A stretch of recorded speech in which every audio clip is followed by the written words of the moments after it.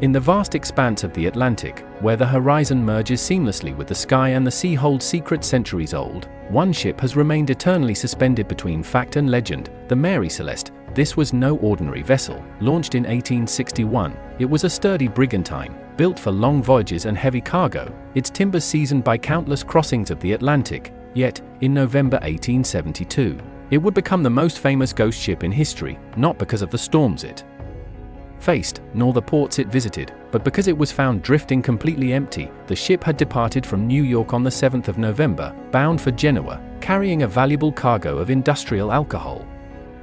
On board were Captain Benjamin Briggs, his wife Sarah, their young daughter Sophia, and a crew of 7 seasoned sailors. Everything about the voyage seemed routine, the kind of journey undertaken by countless merchant ships in the bustling era of transatlantic trade. No one could have anticipated the enigma that awaited them, when the Dei Gratia, another merchant brig, sighted the Mary Celeste approximately 400 miles off the Azores on the 4th of December, 1872. The scene was startling. The ship floated calmly, its sails unfurled yet hardly catching the wind. There was no sign of struggle, no visible damage, no distress signals. The decks were clean, the rigging intact, the cargo untouched. And yet, there was not a single soul aboard. It was as if the crew had vanished into thin air, leaving behind only the ghostly outline of their lives, clothes neatly stowed, personal belongings in place, and a meal perhaps recently prepared, still sitting on the table. The Mary Celeste instantly captured the imagination of all who heard the story. How could a fully seaworthy vessel, with ample provisions and competent sailors, be abandoned in the open ocean without a trace of the people who commanded it? Was it fear, superstition, accident, or something more sinister? Questions like these would echo across oceans and centuries, turning the ship into a symbol of the inexplicable, a reminder that even in an age of reason and industry, the sea retains its mysteries. As we begin this journey through the story of the Mary Celeste, it is essential to step into that moment of discovery, to imagine standing on the deck of the Dei Gratia, peering across the calm waters at a ship that should have been full of life, and confronting the unnerving reality: the Atlantic had swallowed its crew, yet kept the vessel intact. In this tale, every plank, every rope, every barrel tells a fragment of a story we may never fully understand, yet one that has fascinated generations.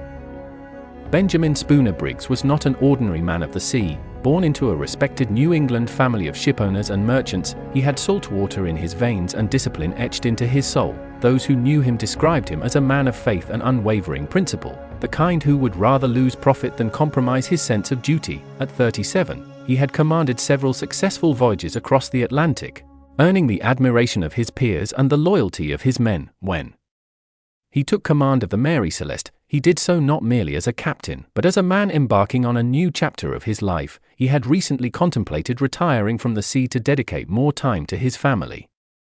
Yet the promise of this voyage, secure, profitable, and brief, convinced him to set sail once more. It would be his final journey. His wife, Sarah Briggs, was known among their community as gentle, cultured, and deeply devoted. Her letters reveal a woman both proud of her husband and apprehensive about the dangers of the ocean. For her, this voyage represented an adventure, a rare opportunity to share Benjamin's world, to see Europe, and to keep their small family together. Their daughter Sophia, Matilda, barely 2 years old, would be the youngest soul aboard, the tiny heartbeat of a ship filled with men twice her father's age. In the logbooks and surviving letters, Briggs often spoke of how her laughter brightened the deck, how the crew had grown fond of her, even crafting a little wooden toy for her to play with during the long hours at sea. The crew of the Mary Celeste had been selected with meticulous care. Every name had been checked, every background known. The first mate, Albert Richardson, was an experienced seaman who had worked with Briggs before.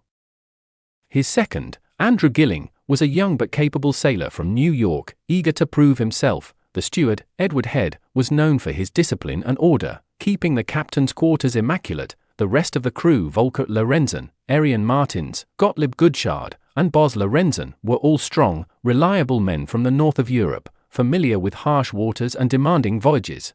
Not one of them had a record of trouble or mutiny. It was, by all accounts, a trustworthy team.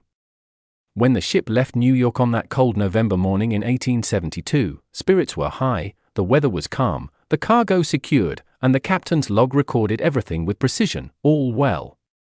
He noted, those 2 simple words would later become haunting: the Mary Celeste was not an old ship, nor was it in disrepair. It was solidly built, recently refitted, and equipped with enough provisions for 6 months. The crew was healthy, the captain's morale firm, and the sea, at least for the moment, mercifully kind. Accounts from the Dei Gratia, the ship that would later find her adrift, suggest that Briggs had been in good standing with his friend and fellow captain, David Morehouse. Some even speculate that the two had dined together before their respective departures. If that was true, it means that the last man to see Briggs alive was someone who admired him, a man who would, weeks later, look upon the empty Mary Celeste and know something had gone terribly wrong. But before the mystery, before the speculation, there was only the quiet rhythm of the voyage, days at sea defined by the same sounds, the creak of the wood, the flap of the sails, the hiss of water breaking against the hull.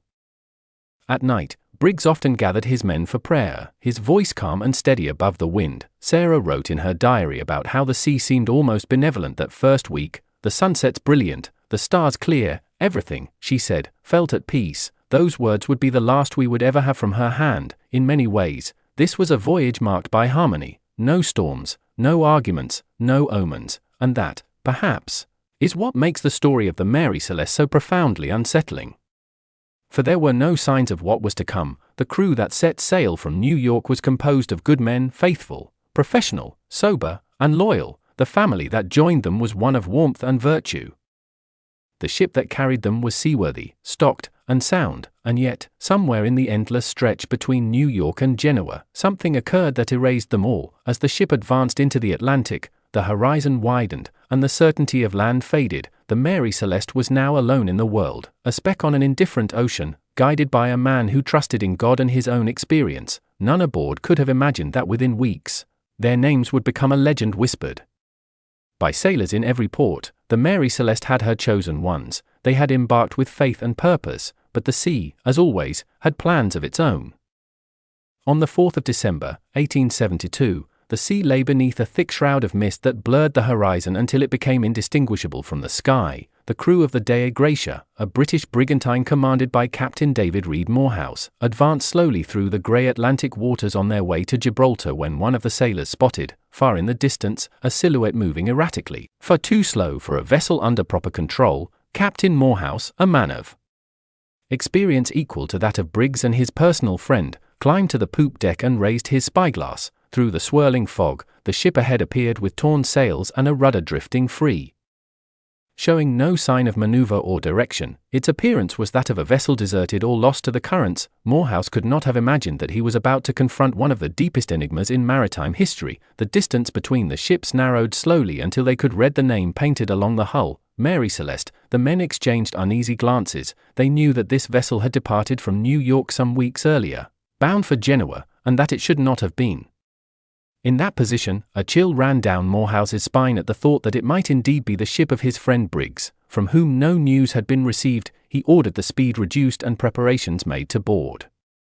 As the Dei Gratia drew nearer, the sailors shouted from the deck, but there was no reply, no movement, no flags, no human presence upon the masts. When at last they launched a small boat to approach, the silence surrounding the Mary Celeste became almost unbearable. The men climbed aboard cautiously. The deck was damp. The sails were partially torn, the rigging hung loose as if untended for days.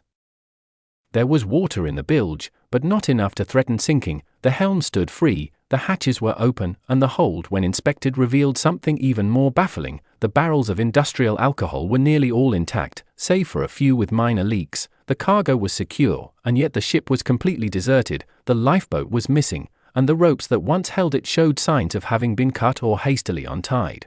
But there were no signs of struggle, no weapons, no blood. No damage in the cabins that could suggest an attack. Inside the captain's quarters they found his pipe, his sword, his clothes, and the belongings of his wife and daughter neatly folded. The child's toys were still on the bed.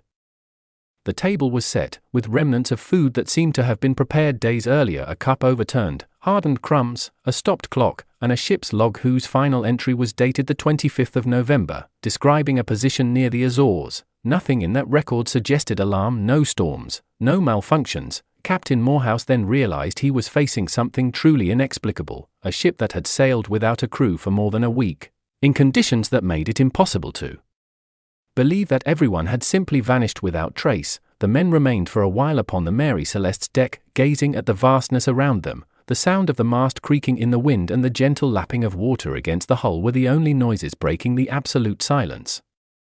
The ship seemed alive, breathing slowly, as if waiting for someone to awaken it from a deep sleep. Morehouse decided to tow it to Gibraltar, aware that maritime law granted a financial reward to those who salvaged an abandoned vessel and her cargo, yet feeling a moral weight in interfering with something that bordered on the supernatural.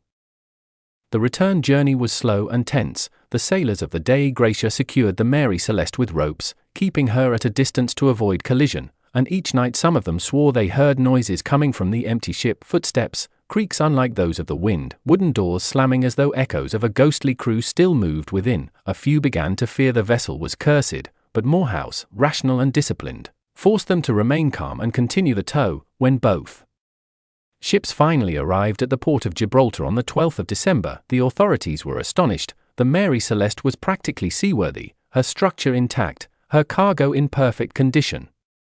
It was her emptiness that made her an anomaly. An immediate investigation was ordered, and a detailed report was sent to the British Admiralty Court. The officers who boarded the ship confirmed what the sailors already knew. There were no signs of violence, no evidence of mutiny or pirate attack. The provisions on board would have lasted 6 more months, and all personal belongings were in order. The only indications of haste were the missing lifeboat, a sextant, and a few minor navigational papers, nothing more. The Mary Celeste appeared to have been abandoned deliberately, yet without any clear reason. Experts examined the hold and found faint traces of moisture and several empty barrels, leading to the first theory, the possibility of an alcohol leak that released flammable vapors, enough to provoke panic at the risk of explosion. However, there was no evidence of fire or burns. Still, that hypothesis became the center of the earliest debates. The press of the day magnified the mystery. Newspapers in London and New York published sensational headlines: a ship without souls crossing the Atlantic. The vanished crew of the Mary Celeste, the ocean claims its own. As the stories spread, the tale transformed into legend. In cafes and taverns, sailors spoke of the case with both reverence and fear. Some swore they had heard of similar vanishings. Others claimed that the Mary Celeste was an omen of misfortune yet to come. Meanwhile, Captain Morehouse found himself ensnared in unjust suspicion. The British authorities, uneasy at the coincidence of his discovering his friend's vessel, hinted at possible conspiracy, fraud, or even murder, but no evidence supported such claims. Investigations proved that the Dei Gratia was in good condition, its logbooks consistent, its crew disciplined, and that the towing operation had been conducted according to law. Thus, the mystery returned to its starting point, a perfectly seaworthy ship, empty and silent, whose only crime was to have survived long enough to be found. The most chilling aspect of the discovery was not merely the absence of life, but the sense that time itself had stopped aboard the Mary Celeste. Every object seemed to wait patiently for its owner's return: the halted clocks, the shoes aligned beneath the bunks, the kitchen utensils in place, the documents unmarked, even the mainmast creaking in a rhythm almost human. The ship had become a capsule of the precise instant when something unknown had occurred, and no one was able to decipher what. The authorities ultimately granted Captain Morehouse only a partial reward for the salvage, far less than expected. Shadowed by suspicion that the case concealed darker circumstances, it was unjust to him and to his men, who had been unwillingly marked by the fame of a mystery they never sought to star in. As the Mary Celeste was moored in port and placed under guard, testimonies began to circulate: sailors who claimed to feel presences when near the hull, voices echoing from the hold, and strange lights seen at night. These rumors would feed the growing mythology of the ghost ship. Yet beyond superstition, one truth remained: the discovery of the Mary Celeste in that December of 1872 marked the beginning of an obsession that, a century and a half later, remains unresolved. How could an entire crew vanish without leaving a single body, without visible damage, without violence, without any plausible explanation, leaving only a ship that continued on alone? As if the sea itself had swallowed the answers? When the Mary Celeste was towed into Gibraltar on the 13th of December, 1872, the British authorities received her as if she were a cursed relic. News of the ghost ship had already reached the port before her arrival, and a crowd gathered along the docks to catch a glimpse of the mysterious vessel that had crossed the Atlantic without a soul on board. The ship's silence was almost tangible. Sailors swore they could feel a chill in the air, a stillness that did not belong to the bustling harbour. Captain David Reed Morehouse, still bewildered by his discovery, reported immediately to the Vice Admiralty Court, delivering a full account of the events and requesting the standard salvage hearing. The magistrate in charge of the case, Frederick Solarflood, was a man known for his suspicion and rigid sense of order. When he read Morehouse's report, he frowned. To him, the idea of a perfectly seaworthy ship abandoned in calm waters seemed absurd, and his instinct as a prosecutor pushed him towards a single conclusion: foul play. He ordered the Mary Celeste to be detained and placed under strict inspection by the authorities of the Royal Navy. For days, the ship was examined from bow to stern. Every inch of her deck, every rope, every barrel was recorded, measured, and tested, yet the results only deepened the enigma. The hull was intact, the rigging functional, the cargo nearly untouched. The few empty barrels of industrial alcohol were marked as possible evidence of leakage, though no sign of fire or explosion was ever found. The sailors' personal belongings remained in perfect order, and the ship's log ended abruptly on the 25th of November, describing calm seas and normal conditions near the Azores. No indication of mutiny, nor piracy, nor storm damage. Everything suggested an orderly life that had simply vanished. Solarflood, however, was not convinced. He suspected that Morehouse and his crew from the Dei Gratia might have staged the discovery, or worse, seized the Mary Celeste by force. He interrogated each sailor separately, searching for inconsistencies, but their testimonies matched perfectly. Still, rumors began to spread. The British press insinuated that perhaps greed for the salvage reward had led to crime. Others whispered that the ship had been cursed from the start, a vessel doomed to sail under an unlucky star. As the inquiry dragged on, small details fueled speculation: a few stains on the deck that some claimed resembled blood, a cut rope whose fibers appeared too clean, a sword found in the captain's cabin that bore a faint reddish hue. Though later analysis proved it was rust, Solarflood insisted these were signs of violence. Others saw only coincidence. Meanwhile, the Mary Celeste lay moored under guard, her masts creaking in the night wind, as if resenting human intrusion. Weeks passed, and the tribunal failed to find any conclusive proof of wrongdoing. The official report settled on vague language, an inexplicable abandonment, leaving open the possibility of accident, panic, or divine providence. The salvage award granted to Captain Morehouse was reduced to less than a fifth of its estimated value, a decision reflecting the court's lingering doubt. The men of the Dei Gratia returned to sea with a sense of injustice, marked forever by the shadow of suspicion. Yet Gibraltar never forgot the arrival of that ship. Long after the Mary Celeste departed, locals claimed that on certain foggy nights, the outline of her hull could still be seen from the harbour, drifting slowly beyond the breakwater, a phantom silhouette against the moonlit sea, as if reminding the world that some mysteries are not meant to be solved. With the Mary Celeste anchored under guard in Gibraltar and the investigation offering no satisfying answers, speculation began to take on a life of its own. Newspapers in London, New York, and Boston filled their pages with conjecture, transforming a maritime mystery into a story that fascinated the public across continents. What had truly happened to Captain Briggs, his family, and the crew? Each new theory seemed more improbable than the last, and yet none could be entirely dismissed. One of the earliest explanations suggested that vapors from the ship's cargo, industrial alcohol, had leaked into the hold, creating an invisible and explosive atmosphere. According to this version, a spark or even the heat of the lamps might have caused the captain to order an emergency evacuation. Fearing the ship would explode, in their haste, they might have tied the lifeboat to the stern with a rope, intending to return once the danger had passed. But a sudden gust or the rope breaking could have left them adrift, watching helplessly as the Mary Celeste drifted away, safe, silent, and empty. Another popular idea invoked piracy, though no trace of plunder or struggle was ever found. The ship's cargo, worth thousands of pounds, was intact, and all the crew's personal effects remained in place. Some claimed that perhaps a passing vessel had approached under false pretenses, abducting the people and leaving the ship behind. Yet, no reports of piracy were recorded in that part of the Atlantic at the time. Others looked skyward for answers. There were whispers of waterspouts, of sudden whirlwinds that could have swept the crew overboard, of rogue waves or undersea tremors. A few even mentioned seaquakes or volcanic activity near the Azores, capable of producing such panic that the captain might have ordered an immediate evacuation. And then came the theories that stepped beyond reason, stories of ghost ships, of sea monsters, of otherworldly abductions. The Victorian imagination, already enchanted by tales of the unknown, embraced the Mary Celeste as proof that the ocean still guarded secrets beyond human comprehension. More romantic minds suggested that Captain Briggs, known for his piety and calm demeanor, might have succumbed to a moment of delusion, a sudden madness that drove him to lead his crew to their doom. Others believed there had been mutiny or even foul play involving the Dei Gratia. Despite the court's findings, each theory reflected more about those who invented it than about the truth itself.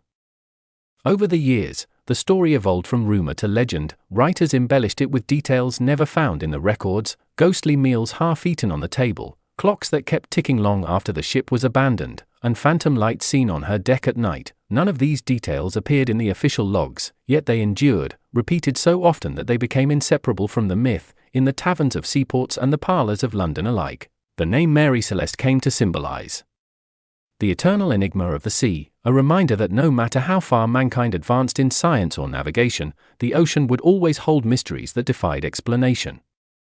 After the investigation in Gibraltar faded into silence, the Mary Celeste was released from custody and put back into service. Though the ship would never again know peace, her name had become a curse whispered in every harbor she entered. Sailors avoided her as if she were a plague ship, and even those who dared to serve aboard her confessed to feeling an inexplicable unease. The once proud brigantine, built to conquer oceans, was now viewed as a drifting omen, a ghost condemned to sail under the weight of its own legend. No shipping company wished to keep her for long, and after changing hands several times, she fell into the command of captains more interested in profit than prestige.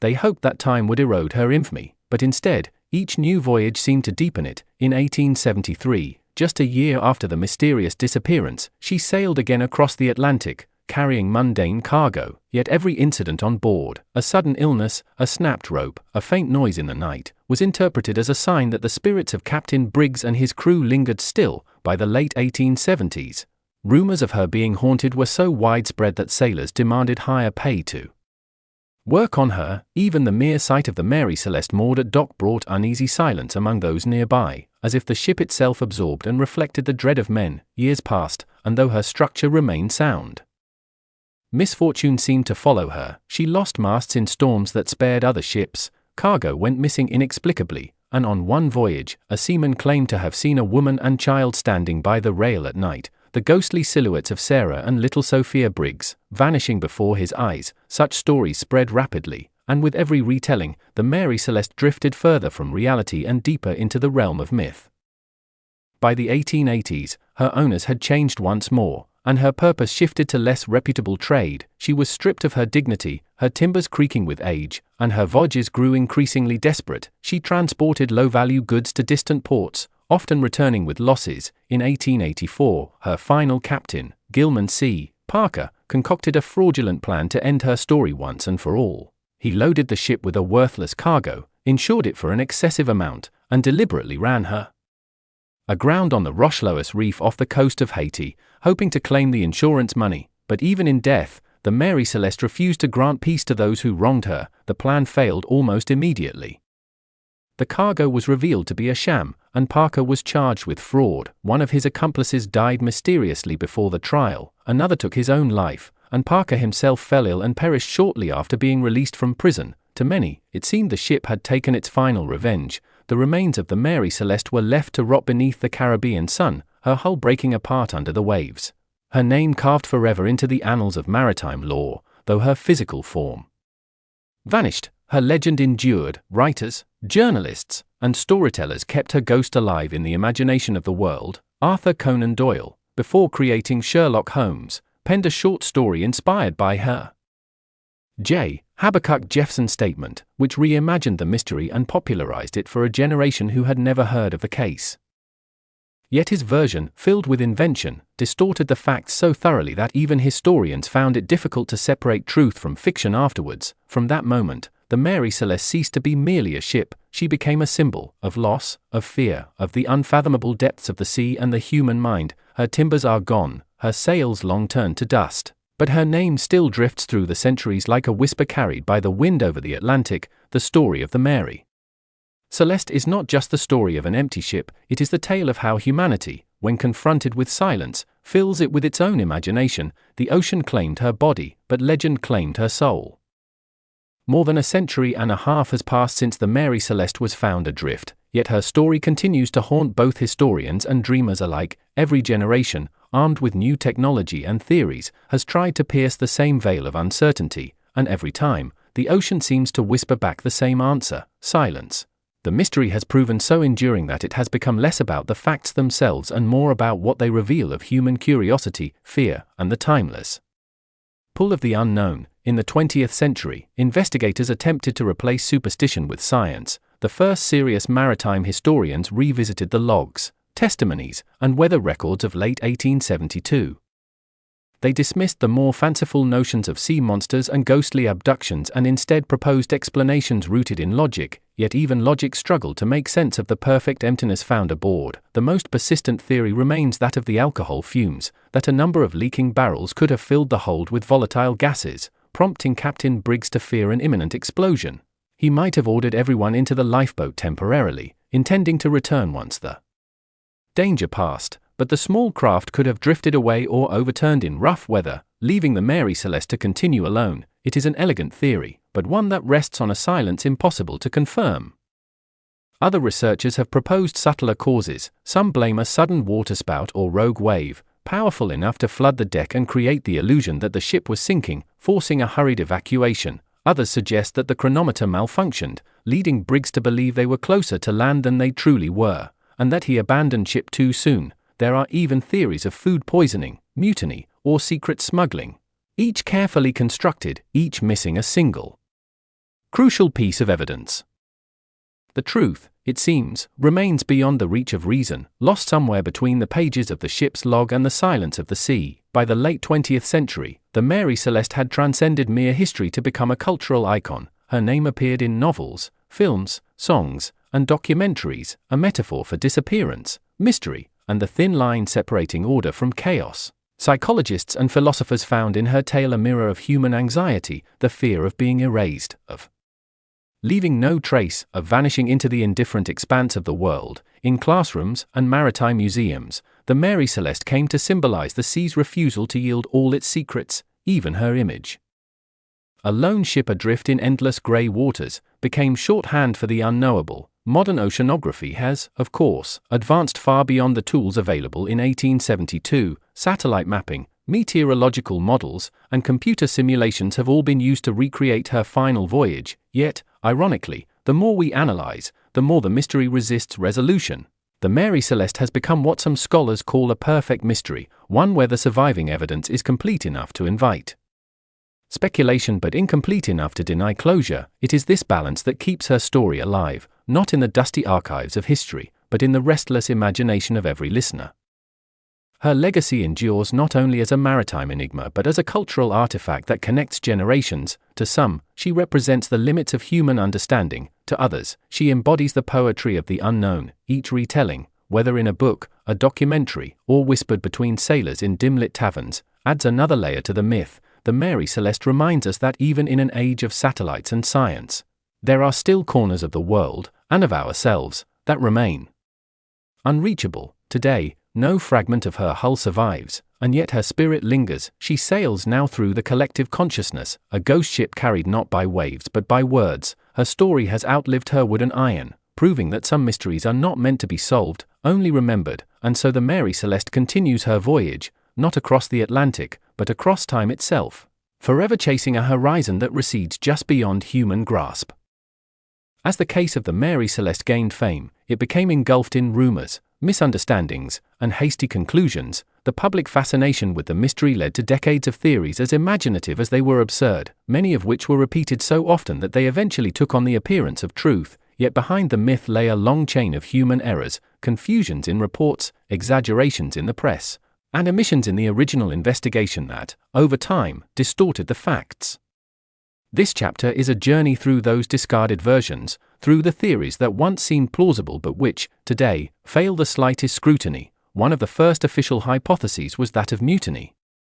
As soon as news of the discovery spread, the British and American press speculated that the crew had rebelled against Captain Briggs. Some journalists even suggested that the sailors might have murdered the captain, his wife, and his daughter to seize the cargo. It was a story that perfectly fit the imagination of the era. The oceans were filled with tales of piracy and violence aboard ships, yet that theory collapsed quickly. When the Dei Gratia towed the vessel to Gibraltar, no signs of struggle were found, no bloodstains, no weapons, not even displaced belongings. The crew of the Mary Celeste were mostly experienced men with good reputations, nothing in their records suggested they were capable of such an act.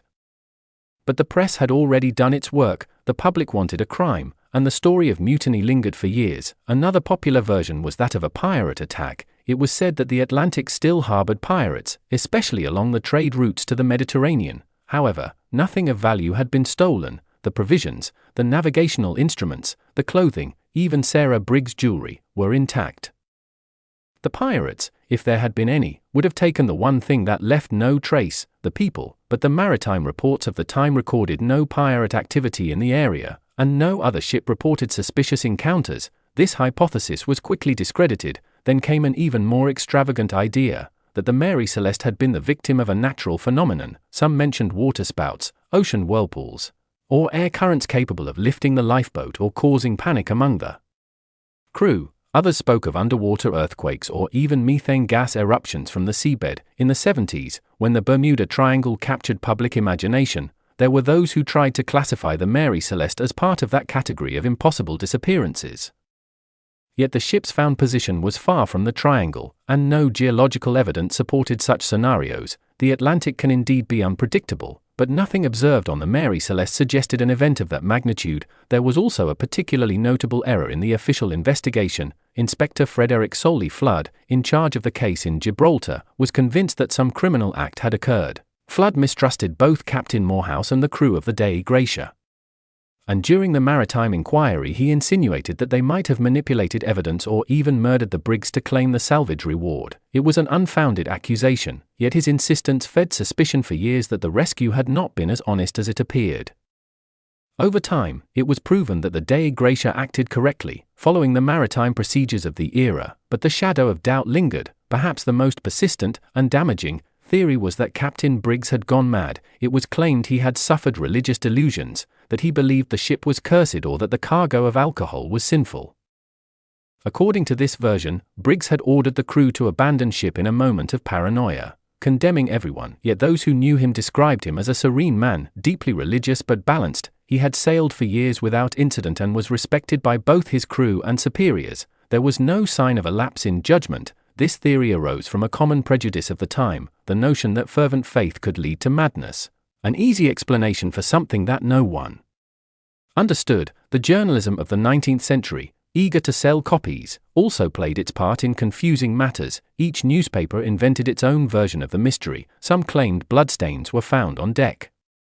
Others that the ship's clock had stopped precisely at midnight, or that there were signs of a ghostly attack. Supposed letters from crew members were even published, evidently false, describing apocalyptic storms or spectral presences. The public devoured these stories, and the more improbable the tale, the greater its success. In this way, the truth dissolved among sensationalist pages, until no one remembered what had been verified and what had not. Reviewing the original reports, modern investigators discovered that many of the errors stemmed from simple human mistakes, incorrectly measured distances, translation errors between English and German, as part of the cargo was recorded in Hamburg, and even confusion over the exact departure date. These minor inaccuracies, multiplied over the echo of years, created a labyrinth of information in which every detail could seem a crucial clue or a deception, and within that labyrinth, the Mary Celeste remained trapped forever. In the end, the discarded theories tell us as much about the ship as they do about ourselves. They reveal the human need to make sense of the inexplicable, to invent stories when reality is not enough. Each failed hypothesis was, at heart, an attempt to domesticate the fear of the void, for on the Mary Celeste, not only did a crew vanish, the certainty that we can comprehend everything disappeared too. Perhaps the greatest error of all was believing that the mystery could ever be fully solved. The mystery of the Mary Celeste long ago transcended the maritime realm. It is no longer merely the story of an abandoned ship, but a universal metaphor for the unknown, the silence of the sea, and the fragility of human beings in the face of the infinite. In a world that has tirelessly sought rational answers for everything, the Mary Celeste remains a reminder that there are still enigmas impossible to solve.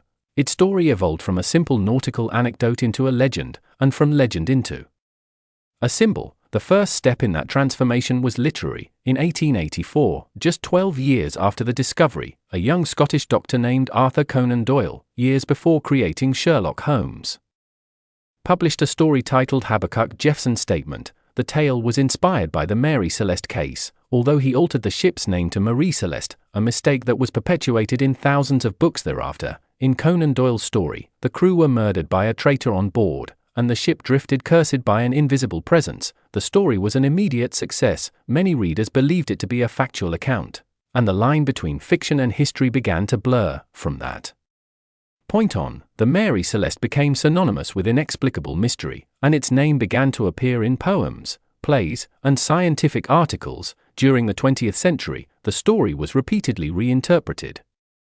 In the 1950s, with the rise of documentaries and exploration television, the Mary Celeste was presented as the perfect ghost ship. Producers depicted it shrouded in mist, with torn sails and a rudder turning on its own, while deep voices narrated ever more extravagant theories, from extraterrestrial abductions to ancient curses. It was an era in which the public was fascinated by the supernatural, and the Mary Celeste fit perfectly into that imagination. But beyond media exaggeration, its impact was far deeper. For sailors, the Mary Celeste represented a warning. Even the most experienced captains and the safest routes could become treacherous in an instant. For writers and artists, it symbolized the power of the void, pure mystery without explanation. In literature, it inspired authors such as Lovecraft, who drew upon the idea of the abandoned ship for his tales of cosmic horror, and poets who saw in the Mary Celeste a metaphor for human loneliness. In cinema and television, its influence extended from documentaries to horror films, passing through science fiction series where characters encounter uncrewed ships drifting in space. A clear nod to the 1872 vessel, the Mary Celeste also became a symbol within modern psychology and philosophy. Some thinkers have used it as a metaphor for existence, a ship continuing its course without anyone at the helm, reflecting the uncertainty of life itself. In that sense, the mystery of the Mary Celeste not only intrigues, it unsettles. It represents loss of control, abandonment of direction, a destiny that moves on even when no one guides it. It is, in a way, an image of ourselves facing time and the universe. As the 21st century advanced, the figure of the Mary Celeste was embraced by digital culture. Its story appears in video games, on internet forums, and in memes comparing it to abandoned systems or projects that continue to function mysteriously. It has also become a case study in criminology and forensic analysis, exemplifying how initial errors and lack of documentation can create an unsolvable mystery. In modern conferences and documentaries, the Mary Celeste is mentioned alongside other great enigmas such as Flight MH370, the Bermuda Triangle, or the disappearance of Amelia Earhart. In other words, the ship has become an archetype of modern mystery, the point at which reason falters and myth begins. The symbolism of the Mary Celeste is also nourished by its historical context. In the 19th century, the sea was still a territory of the unknown. Ships were small wooden islands confronting an infinite ocean, and every voyage was a gamble between courage and fate. The Mary Celeste, with its missing crew and intact hull, embodied all those fears. It was the incarnation of limits, a ship with neither dead nor living on board, without signs of struggle yet full of questions. In its silence, the ocean seemed to speak. Today, when satellites monitor every corner of the planet and ships navigate with GPS, the Mary Celeste continues to remind us that technology has not eliminated mystery, only displaced it. We no longer fear sea monsters, but we still confront the unknown in other forms: space, the human mind, artificial intelligence, the deep oceans that remain unexplored. In every modern enigma, there is a fragment of the Mary Celeste, a piece of that silence suspended between science and myth. Perhaps that is why, from time to time, someone returns to write about it, to film it, to reimagine its story. For the Mary Celeste does not belong solely to the sea, it belongs to the imagination of all those who have ever wondered what happens when reality chooses to keep a secret. In its endless drift, the ship has become a mirror of humanity, navigating without direction between the need to understand and the impossibility of doing so completely.